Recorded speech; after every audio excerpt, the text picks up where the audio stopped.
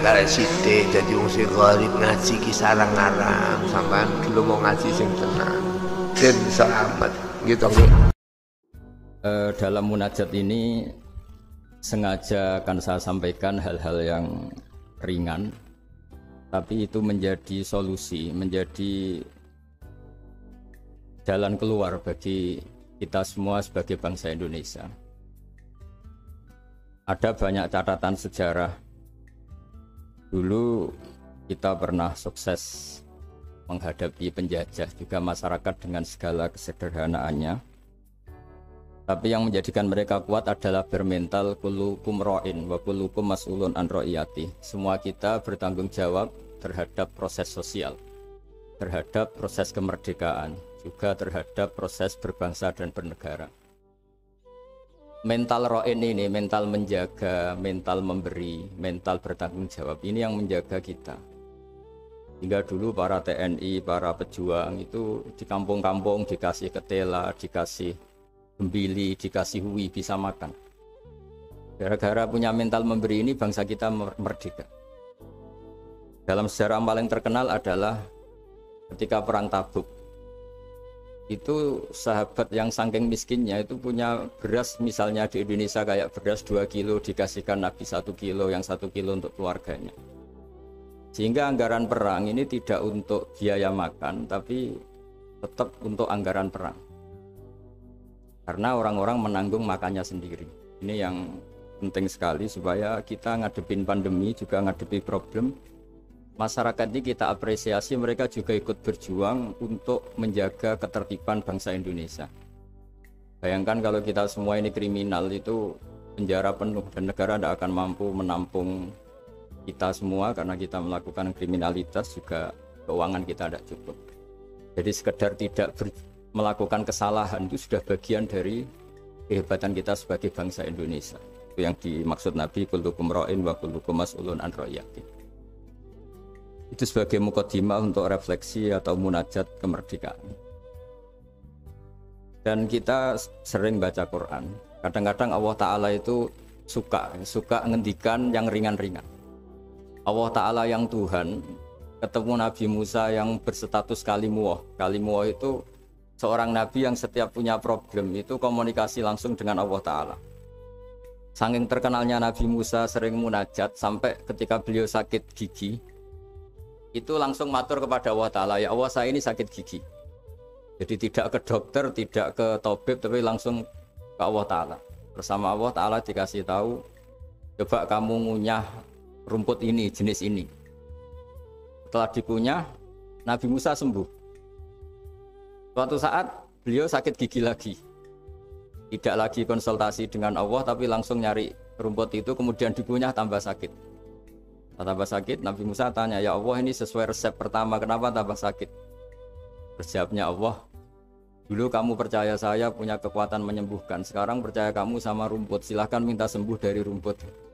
Akhirnya semenjak itu jadi syariat bersama bahwa ikhtiar ya harus tetap hasbiyallah wa ni'mal wakil, meskipun tawakal juga harus tetap ikhtiar.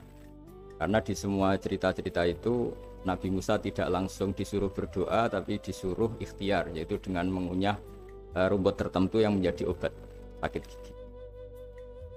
Tapi di balik itu semua ada hal-hal dahsyat yang Allah Ta'ala itu ngendikan, atau cara memperlakukan seorang kekasihnya itu ringan sekali, rileks sekali, sehingga banyak kiai-kiai kita yang rileks. Fir'aun itu betapa biadabnya Fir'aun, betapa bengisnya Fir'aun yang menindas bangsa Israel, Bani Israel. Tapi pertama ketika Allah manggil Nabi Musa itu pertanyaannya ringan sekali. Wa ma tilka biyaminika ya Musa, kamu bawa apa? Padahal Allah tentu tahu. Ini Gusti, saya bawa tongkat. Kata Allah, untuk apa? Atawakka'u 'alaiha wa ahussu biha 'ala ghanami wa liya fiha ma'arifu ukhra. Ya, banyaklah Gusti fungsinya tongkat ini. Untuk menghalau kambing saya ketika menggembala, untuk merontokkan daun-daun supaya dimakan kambing saya. Dan masih banyak lagi kepentingan yang lain. Kata Nabi Musa, wa liya fiha ma'arifu ukhra, dan masih banyak kepentingan lain. Sehingga para mufassir mengatakan bahwa psikologi seorang rakyat ketemu presiden atau ketemu gubernur, apalagi ajudan, ketemu pimpinannya itu pasti takut. Cara menghilangkan ketakutan itu diajak ngendikan atau ngomong yang ringan-ringan. Saya tidak bisa bayangkan kalau saya ketemu Mbah Maimun terus ditanya, Mbah, kamu ngiyai kamu reputasinya sudah kayak apa? Yang sudah kamu pinterkan berapa? Yang sekarang jadi ahli sunnah berapa? Itu pasti saya gagap. Sama ketika gubernur ditanya menteri dalam negeri atau ditanya atasannya lagi prestasi, pasti gagap. Jika kadang-kadang bangsa ini kalau antar pejabat ketemu ya makan-makan, kalau ketemu kadang ngendikan yang ringan-ringan, itu sebetulnya bukan hal yang salah, karena dalam kecapean seperti ini hal-hal yang ringan itu adalah obat, adalah solusi. Hingga Nabi Musa tidak ditanya kamu jadi nabi reputasi kamu apa, malah ditanya yang ringan, wa ma tilka biyaminika ya Musa qala hi asaya atawakkau alaih. Hal itu juga yang kadang-kadang Nabi kalau ditanya ayul islami khairun ya Rasulullah, Islam yang terbaik itu gimana ya Rasulullah, jawabannya Nabi itu unik, kadang hanya jawab it'amut ta'am wa ifsa'us salam alaman arafta man lam ta'rif. Ya Islam yang baik itu ya pokoknya makan-makan, itu kalau ketemu teman ya makan-makan kalau ketemu. Lalu dibalik keriangan ini, dibalik ketenangan ini atau keriangan ini, dibalik hal-hal yang sederhana ini, terjadi fikih yang luar biasa. Ini tadi saya nanti sampainya ke happy trend. Terjadi fikih yang luar biasa. Ketika ahli fikih mengatakan senyum itu sunnat karena tidak wajib, tidak fardhu ain. Tapi konsekuensi hukumnya bisa wajib. Ya tadi misalnya kita punya istri solihah, tentu kita butuh happy. Yang istri kita misalnya judes, yang tidak istri kita ramah senyum. Maka ini ada persaingan halal dan haram. Dan haram ini bisa menang hanya modal senyum. Yang halal karena bengis kalah. Jika dalam konteks tertentu maka yang dikatakan Nabi senyum itu sunnah, itu tidak dimanai ulama sunnah dengan arti tidak wajib, tapi sunnah dengan arti perilakunya orang-orang soleh untuk kompetisi itu pasti senyum. Karena tidak kebayang kalau yang soleh, yang baik itu bawaannya tanfir, menjadikan orang lain lari, sementara yang batil menjadikan orang lain tertarik. Ini jangan sampai terjadi. Sehingga Islam kadang-kadang mengajarkan kita hal-hal yang ringan tadi. It'amut ta'am. Ya kalau ketemu teman ya makan-makan. Kita tidak bisa bayangkan misalnya komunitas orang-orang bandar narkoba kalau ketemu anak buahnya makan-makan, rileks. Sementara kita yang soleh-soleh, meditnya minta ampun. Sehingga orang terus kapok berteman orang soleh karena bakhil. Terus mencari berteman orang batil karena sakhot.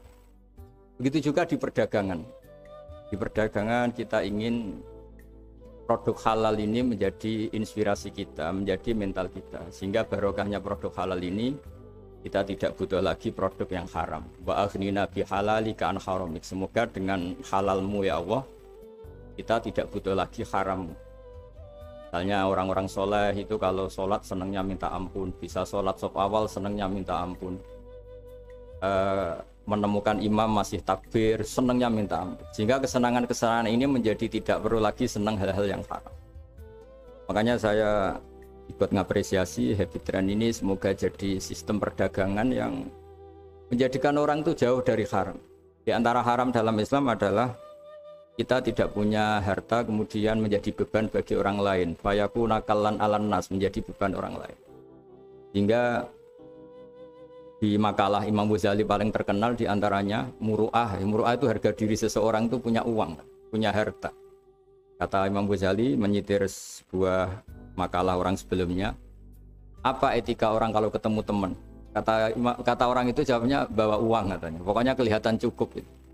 Karena kalau kita ketemu teman misalnya di Jakarta, orangnya sudah kelihatan hanya sanggup sak perjalanan, mesti pikiran pertama wah nyangoni ini karena dia tidak akan kuat beli tiket gitu. Jadi belum sudah jadi problem. Sehingga di Ihya di bab Adabul Kasbi, terus di situ disebut Fadhailul Kasbi, keutamaan-keutamaan orang kerja, itu di situ diceritakan betapa pentingnya orang itu kerja, punya aktivitas ekonomi, baik berdagang maupun bercocok tanam maupun apa saja. Karena di antara etika berteman itu kata ulama ini punya uang, karena nanti si sohibul bait ini tidak kepikiran macam-macam. Jadi saya tidak akan cerita panjang lebar, cuma saya pastikan bahwa kegiatan halal itu harus dominan dan harus asik. Karena nanti kalau dalam kompetisi kita yang bernegara sehat, bawaannya marah-marah, orang yang salah bawaannya senyum, pasti pertarungan ini akan dimenangkan yang salah. Begitu juga yang orang bawa kebenaran bawaannya pikir, sementara yang bawa kebatilan dermawan, pasti kita akan kalah. Di sini pentingnya ngaji usul fikih, bahwa bagaimana tadi yang beberapa kali disinggung oleh Kiai Haji Ma'ruf Amin. Saya suka sekali karena beliau sering ngendikan kaidah-kaidah fikih juga usul fikih.